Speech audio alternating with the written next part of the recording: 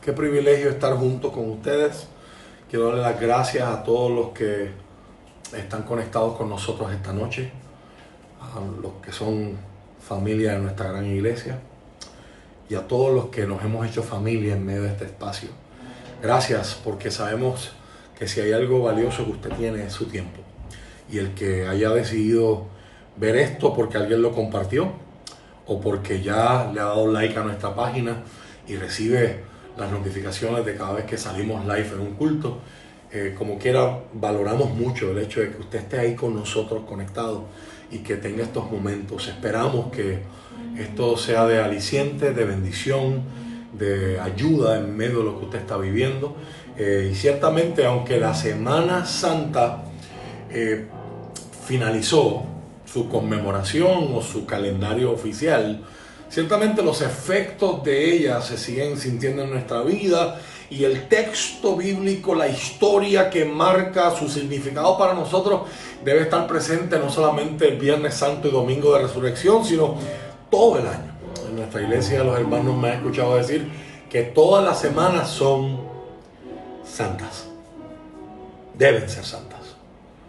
Por si acaso, cuando en nuestra iglesia hablamos de santo, hablamos de que es diferente.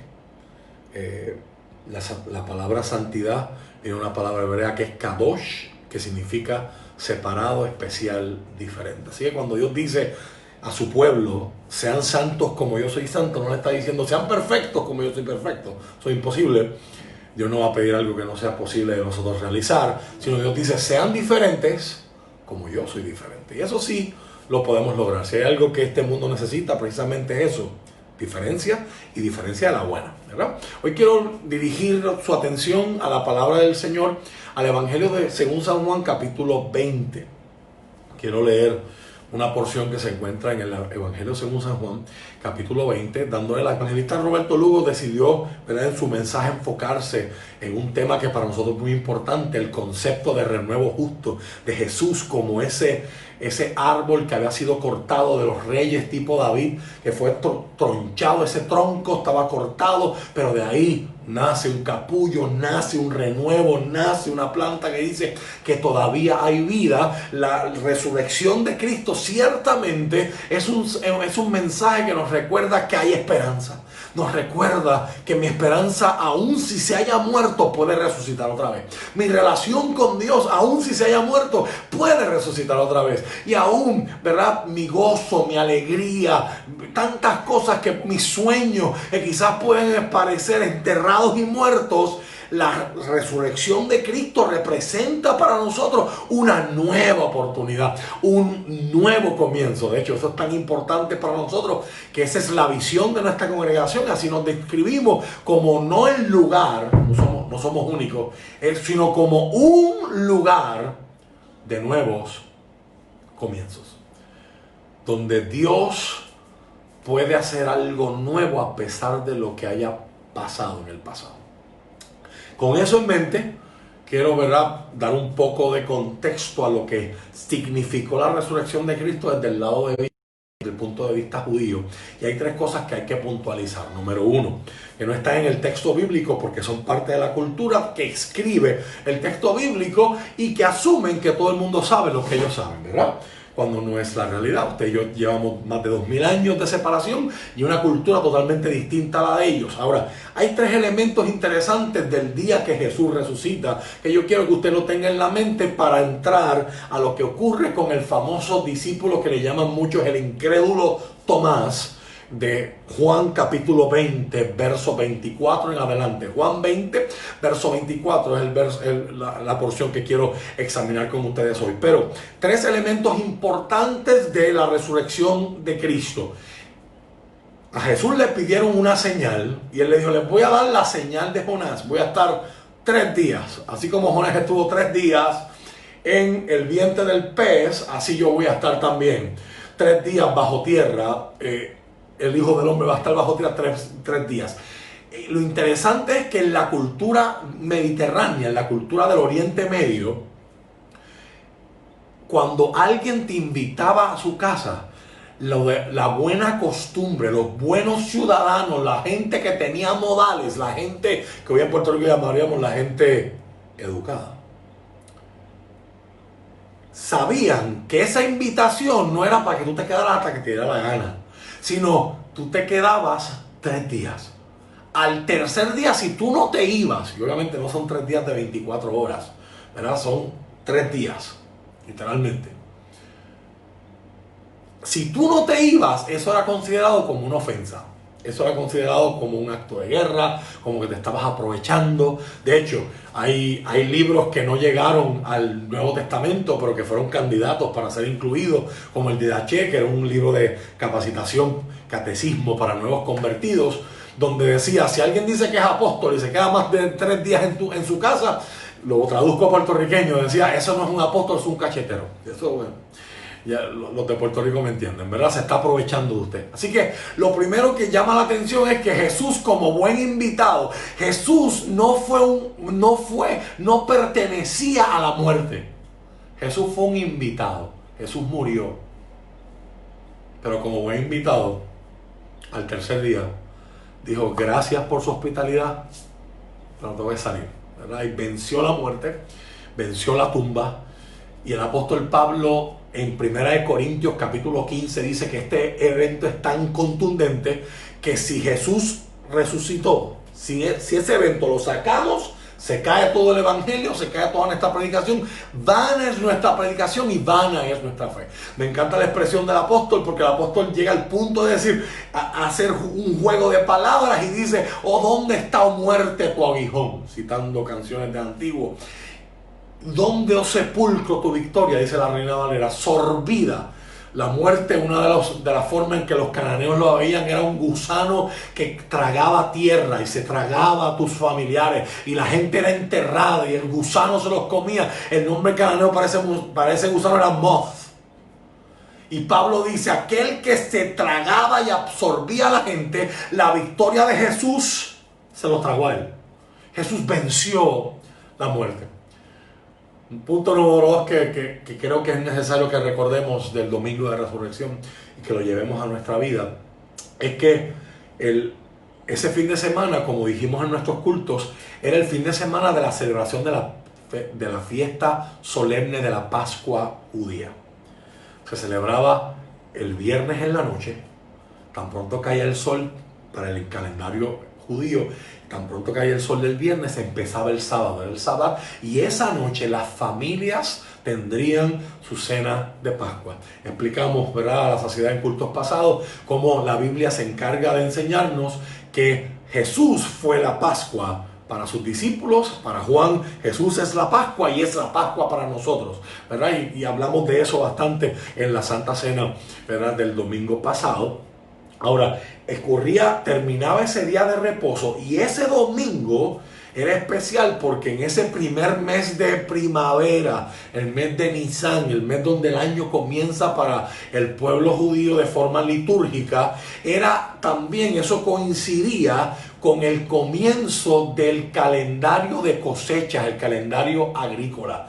Y ese domingo, ese primer día de la semana que todos los evangelistas se cuidan de que nosotros sepamos, por eso es que la mayoría de las iglesias hoy celebran sus cultos domingo y no sábado como en el Antiguo Testamento, aunque eso no es un asunto de controversia, es solamente un detalle histórico. Los evangelistas y escritores bíblicos se cuidan de que nosotros sepamos que eso pasó el primer día de la semana. Ese primer día de la semana no era cualquier domingo, era el domingo de la fiesta de las primicias. Ese era el domingo donde se celebraba que comenzó la temporada de las cosechas agrícolas de Israel. Ese calendario corría desde marzo o abril hasta octubre. Lo primero que se cosechaba era la cebada, lo último que se cosechaba eran las uvas, ¿verdad?, las vides. Así que desde marzo, abril hasta octubre se están haciendo fiestas y se está dando gracias a Dios por el sustento que va a haber a través de la cebada, el trigo y tantos otros frutos que Israel cosechaba. ¿Qué se hacía en la fiesta de las primicias? La primera planta de cebada que un agricultor se diera cuenta que tenía fruto, era cortada de esa rama y se llevaba al templo. Y en el templo, después de una ceremonia, el sacerdote batía la rama, en señal de que se la estaban ofreciendo al Señor como reconocimiento de que Dios es el que hace que las cosechas las cosechas se produzcan, que la tierra produzca, y le estamos dando lo primero que Dios nos dio, se lo damos a Él, creyendo que Él nos va a dar una cosecha abundante y nos va a sostener mucho más en medio de esta temporada difícil. Mira la historia, mira lo interesante. Mientras el sacerdote está haciendo eso en el templo y el pueblo de Israel está cumpliendo con su liturgia, su calendario y su tradición, hay una mujer buscando a Cristo y al encontrar la tumba vacía, el jardinero, el hortelano, le habla, siendo Jesús, dice la palabra, y le dice: María, ¿a quién busca? ¿A quién busca, mujer? Es a mi Señor, se lo han llevado, dígame dónde está ese cuerpo. Y cuando Jesús la llama por su nombre, ella no lo reconoció de forma visual, pero cuando Él le habló, ella lo identificó y rápido dijo: Raboni.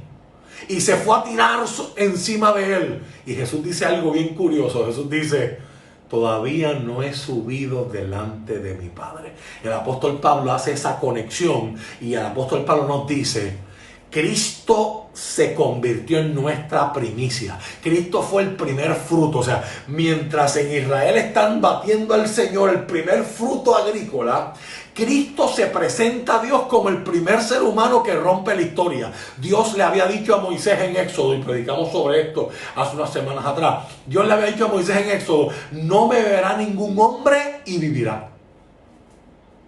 Y ahora Cristo llega delante de Dios con un cuerpo humano glorificado y se convierte en el primer fruto, porque la Biblia lo que está diciendo es: Él fue el primero, pero detrás de Cristo vendremos muchos más, habrá muchos más, aleluya, que podremos ser glorificados con el Señor, no por nosotros, sino por lo que Dios ha hecho, hizo en Cristo y está haciendo en nosotros a través de su obra redentora y santificadora dirigida por el Espíritu Santo. Así que ese es el segundo significado poderoso de lo que ocurre en el domingo de resurrección. Y número 3, había un discípulo que había negado a Jesús. Todo el mundo sabe quién es Pedro. Todos corrieron y dejaron a Jesús solo, pero Pedro fue el que echó pecho y dijo: yo voy a dar mi vida por ti.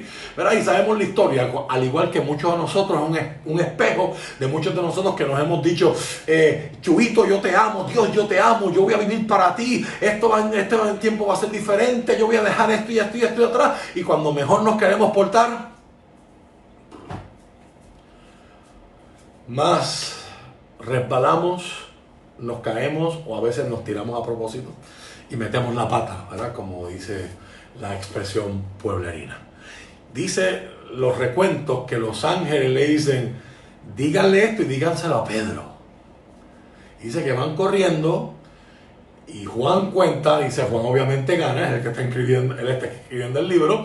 Juan llega primero, pero no entra. Pedro entra, y cuando llegan al lugar donde habían puesto el cuerpo de Jesús, los cuerpos en Israel se ponían de dos formas. O sea, se cubrían con dos piezas de ropa. Había un manto que cubría la mayoría del cuerpo y había lo que se llamaba el sudario, que era lo que cubría la cara, ¿verdad? Hay muchas traducciones que cuando van a usar esa palabra la traducen como el pañuelo, porque no solamente era lo que cubría, sino era con lo que cualquier trabajador se secaba, y era el pañuelo que distinguía a cada cual. Y aquí hay algo que a mí me cambió la vida cuando lo aprendí hace años atrás, y yo espero que impacte la tuya de la misma manera. Era de mala educación si usted contrataba a un carpintero, por ejemplo, que es el concepto que la mayoría tiene de lo que Jesús se dedicaba, y usted le decía: quiero que me hagas un juego de comedor. Era de mala educación usted estar llamándole y preguntándole: ¿cuánto te falta? ¿Cuánto va a estar la silla? ¿Cuánto va a estar la mesa? Eso no se hacía, eso lo hacemos nosotros los puertorriqueños, que nos gusta orar, etcétera. Eso lo tenemos dicho en otra predicación. En la cultura bíblica eso era de mala educación, eso no se hace. Entonces, cuando el maestro, cuando el artesano, cuando el trabajador terminaba su obra, te entregaba la pieza, y encima también era de mala educación decir: te terminé la mesa, son $50, te terminé la mesa, son 200. Eso era de mala educación también. ¿Qué hacía el trabajador? Él te entregaba la pieza y doblaba su pañuelo y lo dejaba encima. Es una forma de decir: lo que me pediste que hiciera, lo hice, cumplí, terminé. Así que cuando Pedro entra y los discípulos entran a esa tumba que hasta el sol de hoy sigue vacía. Encuentran el sudario, el pañuelo, la pieza de ropa con la que Jesús andaba siempre bien dobladita, diciendo: lo que vine a hacer a este mundo, lo hice. Terminé. Consumado es. Lo logré. La deuda ha sido pagada. El perdón ha sido entregado. Ha sido comprado a precio de sangre. Por lo tanto, ahora puedo arreglarte tu matrimonio. Puedo arreglar tu vida. Puedo llevarme tu culpa. Puedo llevarme tu vergüenza. Terminé. Gloria a Dios que nuestro Señor no deja las cosas a mitad ni inconclusas. Nuestro Dios siempre comienza lo que termina. Y habiendo dado ese contexto, ocurre una historia. Dice que ese mismo día Jesús se aparece a 7 discípulos. De hecho, dice Juan 21 que se apareció a 7 discípulos. Antes Jesús se aparece a 11. De hecho, 10. Judas ya no estaba. 10. Y dice la Biblia que Tomás no estuvo en esa primera reunión. Cuando Tomás encuentra a los demás discípulos, leo lo que dice la palabra, Nueva Traducción Viviente, Juan capítulo 20, verso 24. Tomás, uno de los 12 discípulos al que apodaban el gemelo. Algunos creen que Tomás era bien parecido a Mateo, y hay tradiciones extrabíblicas que dicen que Tomás era gemelo de Mateo, pero eso no hay forma de confirmarlo, ¿verdad? No estaba con los otros cuando llegó Jesús. Ellos le contaron, dice el verso 25, hemos visto al Señor. Pero él respondió: no lo creeré a menos que vea las heridas de los clavos en sus manos y meta mis dedos en ellas y ponga mi mano dentro de la herida de su costado. Eso ocurrió el domingo de resurrección. Dice el verso 26. 8 días después, en otras palabras, el próximo domingo, el que sería el domingo que vamos a celebrar pasado mañana. 8 días después, los discípulos estaban juntos de nuevo, y esa vez Tomás se encontraba con ellos. Las puertas estaban bien cerradas, pero de pronto, igual que antes, Jesús estaba en pie en medio de ellos y les dijo: Shalom, la paz sea con ustedes. Entonces le dijo a Tomás: pon tu dedo aquí y mira mis manos y mete tu mano en la herida de mi costado. Ya no seas incrédulo, cree. Verso 28. Mi Señor y mi Dios, exclamó Tomás. Entonces Jesús le dijo: tú crees porque me has visto. Benditos, bienaventurados los que creen sin verme. Qué palabra poderosa. Qué palabra interesante. Si usted mira los relatos de los evangelios, Tomás, aunque a nosotros nos gusta llamarlo el incrédulo, Tomás, cuando Jesús dijo que iba a ir a Jerusalén y Pedro regaña a Jesús, hay un relato que dice que Tomás dice: pues vayamos nosotros y muramos con él también. O sea, Tomás no amaba menos a Jesús, ni estaba menos comprometido con Jesús que los otros discípulos. Esto no es una competencia de cuál era el mejor discípulo o el peor. Ahora, Tomás no había sido testigo de la resurrección, había sido alguien que escuchó la noticia de los testigos que vieron a Jesús. Y muchos argumentan, como el pastor, el famoso predicador Chuck Swindoll, él dice que en la expresión de Tomás de que no creeré hasta que haga esto, esto y esto y esto, es el fruto del cuestionamiento interno de este discípulo, del discípulo decir: yo amaba a Jesús como los demás, yo seguía a Jesús como los demás, sin embargo Jesús se le apareció a ellos y a mí no. Habré sido yo escogido para ser apóstol. Apóstol es enviado. Tú no puedes ser un enviado si no eres un discípulo primero. En otras palabras, todo el evangelio depende, y toda la iglesia depende de gente que tiene experiencias con Jesús y luego salen a contarle al mundo, son enviados a contarle a aquellos que no han tenido esa experiencia cuán maravillosa es esa experiencia. Así que aquí está Tomás, que sabe que el principio de lo que le pasó a Jesús le puede pasar y le va a pasar a todos los discípulos, y él está diciendo: yo no puedo dar mi vida, yo no puedo estar dispuesto a arriesgar mi vida hasta yo no estar seguro de lo que ustedes ya están seguros. Ustedes lo vieron, yo no. a ustedes me lo están contando. Yo no puedo basar mi predicación futura en lo que ustedes me están contando. Yo tengo que estar seguro de lo que ustedes están seguros. Porque si tengo que dar mi vida, lo voy a hacer sin problema. Pero quiero estar seguro. Qué interesante que donde estaban reunidos, al igual que la primera vez, la puerta estaba bien cerrada. Bien cerrada. Sin embargo, hay puertas cerradas que no impiden que cosas entren. Hay puertas cerradas hoy que no impiden que la enfermedad entre, que el miedo entre. Hay puertas cerradas y ventanas bien cerradas en muchos hogares y como quieran no han impedido que la miseria entre, que la enfermedad entre, que la muerte entre. Aquí hay un Tomás que dice, yo quiero tener la experiencia, yo no quiero hablar de referencia, yo quiero tener la experiencia de poder decir, yo estuve hambriento como ustedes, yo estuve en miedo como ustedes, pero yo también. Qué tremendo. Qué tremendo. Que la puerta estaba cerrada. Al igual que puertas cerradas hoy no pueden mantener el frío afuera, la miseria afuera, la enfermedad afuera, la depresión afuera, el corazón roto afuera, las enfermedades afuera, la muerte afuera. Y de la misma manera que creemos eso, hay gente que se le hace trabajoso creer que con las puertas cerradas y todo cerrado, Cristo de momento estaba allá adentro. Porque de la misma manera que una puerta cerrada no puede mantener la miseria, el frío, la enfermedad, la depresión, el corazón roto, la muerte fuera.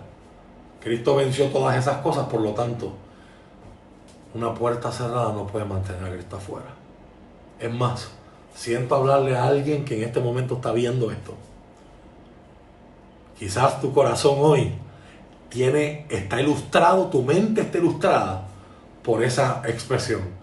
Las puertas, los accesos a tu vida están bien cerrados, herméticamente cerrados, porque has visto el mal ejemplo de la religiosidad, porque gente que supuestamente amaba mucho a Dios te falló y te vieron y todo eso es posible y hoy estás bien cerrado y tú dices, no, los religiosos son unos hipócritas y cuántas cosas y fuiste poniendo candados y candados y candados y candados. Yo quiero decirte que ninguno de esos candados va a detener a Jesús. Si Jesús quiere revelarse a tu vida, Él te va a dar la oportunidad de que tú sepas quién es Él, de que conozcas su poder. Y no hay cerrojo, no hay pestillo, no hay seguro, no hay bisagra que lo mantenga afuera si Él quiere entrar. Aleluya. Y allí está Jesús. Jesús llega, pasa a todos ustedes. ¿Y a quién se dirige primero? Tomás, ven acá. Interesante que tan pronto Tomás lo vio y lo escuchó hablar, la Biblia dice que Tomás no hizo nada de lo que él dijo que iba a hacer. Todo el plan de Tomás se cayó al piso. Tan pronto él lo vio, lo único que pudo hacer fue postrarse y decir, mi Señor, mi Dios. En ese momento podemos decir que Tomás fue salvo. Romanos capítulo 10, verso 9 y verso 11 dice, en esto consiste la salvación, en que si confesares con tus labios que Jesucristo es el Señor y creyeres en tu corazón que Dios le levantó entre los muertos, serás salvo. Ese día, Tomás dijo, no importa lo que pase, no importa lo que yo vaya a enfrentar, tú eres mi Señor, tú estás en control. Si venciste la muerte, puedo confiar en ti, puedo seguirte, puedo subordinar, puedo humillar y puedo someter mi vida a tu control, tu dominio, tu dirección. Puedo creer en ti, puedo apoyarme en ti, puedo depender en ti. Tú eres mi Dios. Aún después que yo parta de esta tierra, aún después que llegue el día de mi muerte, estaba diciendo Tomás, ya sé que mi muerte no es lo último, que la muerte física no es la última parada, por lo tanto puedo tener esperanza, mi Señor y mi Dios. Y me encantan las palabras de Jesús con las que quiero terminar este pensamiento, dándote las gracias por tu tiempo. Qué bueno, Tomás. Eres, déjame citar exactamente lo que dice Jesús ahí en Juan 20, versos del 24. Tú crees porque me has visto. Benditos, bienaventurados, bendecidos los que sin ver y tocar creyeron. Qué bendición. 2000 años más tarde. ¿Y cuántos de nosotros hoy, en medio de toda esta crisis, podemos ser afirmados, alentados, animados con esa expresión? Para Jesús, para Dios, somos bienaventurados, bendecidos, dichosos, felices. Todas esas palabras son sinónimos de la palabra bienaventurado. Somos dichosos porque sin haber visto, creemos. Qué promesa gloriosa, qué promesa poderosa. En esta noche del Señor yo quiero exhortarte a seguir hacia adelante. Quiero invitarte a que recibas un abrazo del cielo y que entiendas que si tú has creído lo que yo creo, si tú has creído lo que dice la palabra, que Cristo es el Señor, por encima del COVID, por encima de toda epidemia, por encima de todo peligro, por encima de todo cataclismo natural, que Cristo es el Señor y el que está sentado en el trono y el Cordero están en perfecto control de lo que ocurre de la historia. Usted y yo somos felices, somos bienaventurados, somos dichosos, somos bendecidos.